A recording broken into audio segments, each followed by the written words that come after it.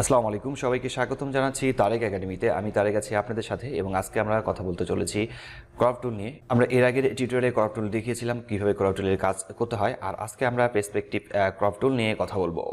তো এই টুলবার নিয়ে কথা বলার জন্য প্রথমে আমাদেরকে একটি ছবি ইনপুট করতে হবে। আমি এখান থেকে ছবি একটি ওপেন করে নিচ্ছি। আমার ডেস্কটপে থাকা কোনো একটি ছবিকে আমি এখানে ওপেন করে নেব। তো আমরা এই যে ছবিটিকে ওপেন করেছি, এই ছবির আমরা দেখতে চাই যে এখানে আমাদের কীভাবে কাজ করতে হবে।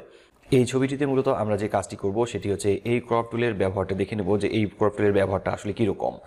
তো প্রথমে আমরা এই ক্রপ টুলটা সিলেক্ট করে নিয়েছি। সিলেক্ট করে নেওয়ার পর এখানে আলাদা আলাদাভাবে যদি আমরা দেখতে পাচ্ছি যে এখানে এই ভিজিটিং কার্ড যেটি রয়েছে এটি কিন্তু বাঁকানো এবং আমাদের এটা ক্রপ করতে হবে। তো আমি যদি নর্মালি এই ক্রপ টুল ব্যবহার করি, এই ক্রপ টুল ব্যবহার করলে এই সিলেকশনটা দেখতে পাচ্ছেন যে সব দিকে কিন্তু সমান হয়ে আসছে এবং অটোমেটিকলি সিলেকশন হয়ে আসছে। তো এই সিলেকশন থেকে কিন্তু আমাকে ক্রপ করতে হচ্ছে। তো আমরা এই নিচের ক্রপ টুলটিকে সিলেক্ট করছি। সিলেক্ট করে নেওয়ার পর আমাদের যে কাজটি করতে হবে সেটি হচ্ছে এই ছবিটিকে আমরা ক্রপ করব। আর এই ক্রপ টুলের সাহায্যে যেমন আমি এখানে ক্লিক করছি, ক্লিক করার পর এটা কিন্তু আর আগের মতো সিলেকশন হচ্ছে না। আমাদের যেমন ক্রপ টুল ব্যবহার করার সময় এটা সব দিকেই সিলেকশন হয়ে যাচ্ছিল অটোমেটিকলি। আর এই জায়গায় আমরা মূলত এখানে সিলেকশন কতটুকু করতে চাই সেই জায়গাটাকে আমরা এখানে দেখিয়ে দেবো যে আমরা কতটুকু জায়গা ক্রপ করতে চাই। আমরা এখানে ক্রপ টুলে ক্লিক করছি এবং ক্লিক করে নিলাম এখানে, এবং হচ্ছে এইখানে ক্লিক করছি, এই জায়গায় ক্লিক করে নেব। এরপর হচ্ছে আমরা এখান থেকে এই পর্যন্ত ক্লিক করে নিচ্ছি। আমাদের ঠিক যতটুকু এরিয়া ক্রপ করা দরকার আমরা ততটুকু এরিয়া ক্রপ করে নিয়েছি। আমরা দেখিয়ে দিয়েছি যে আমাদের এতটুকু জায়গায় ক্রপ করা দরকার। এরপর আমরা কিবোর্ড থেকে এন্টার প্রেস করলে এই জায়গাটি ক্রপ হয়ে যাবে, তবে এটা কিন্তু বাঁকানো থাকবে না, একবারে সোজা হয়ে আসবে। অথবা রাইট বাটন ক্লিক করেও আমরা ক্রপ লেখা দিয়ে ক্লিক করতে পারি। আর উপরের দিকেও এখানে চেক মার্ক রয়েছে একটি, এই চেক মার্কে ক্লিক করেও আমরা কিন্তু ক্রপ করতে পারি। তো আমি এখান থেকে কিবোর্ড থেকে এন্টার প্রেস করছি। এন্টার প্রেস করলে আমরা দেখতে পাচ্ছি যে আমাদের ছবিটি এখানে ক্রপ হয়ে গেছে। এবং এই ক্রপ টুলের সাহায্যে আমরা মূলত এটাকে এমনভাবে ক্রপ করব যে এটা একবার পুরো সোজাই থাকবে, এটা কখনো বাঁকবে না, বাঁকাভাবে এটা ক্রপ হবে না।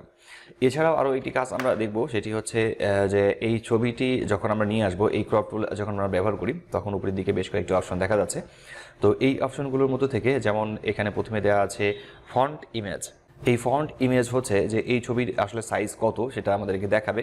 যেমন আমরা এখানে ফন্ট ইমেজে ক্লিক করছি এবং হচ্ছে হোয়াইট এখানে দেখাচ্ছে এবং হচ্ছে হাইট দেখাচ্ছে, এখানে ইঞ্চিতে দেখাচ্ছে এবং রেজুলেশন এখানে চলে আসছে।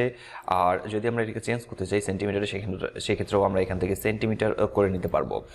আর এখান থেকে ক্লিয়ার করে দেওয়া যাবে, ক্লিয়ার করেও আমরা রাখছি। আর শো গ্রিড এখানে যে অপশনটি রয়েছে, এই শো গ্রিডের কাজ হচ্ছে যখন আমরা কোনো কিছুকে সিলেকশন করি, যেমন আমি এখানে কোনো কিছুকে সিলেকশন করছি, সেখানে একটি জাল দেখাচ্ছে যে এখানে মাঝখানে একটি জালের মতো আসছে। তো এই নেট যে জালটা যে দেখা যাচ্ছে, এই জালটিকে আমরা এখান থেকে যদি চেক মার্ক এখান থেকে উঠাই দিয়ে রাখি তাহলে এই জালটি এখন আর শো করবে না, এই নেট এখন আর শো করছে না। এখন আমরা এখানে অনায়াসে সিলেকশন করতে পারছি। এখানে আমাদেরকে শো গ্রিড থাকলেও কোনো সমস্যা নেই এবং হচ্ছে আমরা শো গ্রিড ব্যবহার করেও কাজ করতে পারবো। তো এভাবে আমরা ক্রপ টুলের কাজ করতে পারি। তো এইভাবে এই টুলটির কাজ আমরা আজকে এইভাবে দেখে নিলাম। তো আজকের টিউটোরিয়ালটি এই পর্যন্ত ছিল। দেখা হচ্ছে পরবর্তীতে নতুন কোনো টিউটোরিয়ালে। ততক্ষণ পর্যন্ত সবাই ভালো থাকবেন, সুস্থ থাকবেন। ধন্যবাদ সবাইকে, খোদা হাফেজ। আর একটি কথা বলে রেখে, আপনারা যদি আমার চ্যানেলটি প্রথম থেকে থাকেন তাহলে অবশ্যই সাবস্ক্রাইব করে পাশে থাকা বেল আইকনটি ক্লিক করতে একদমই ভুলবেন না।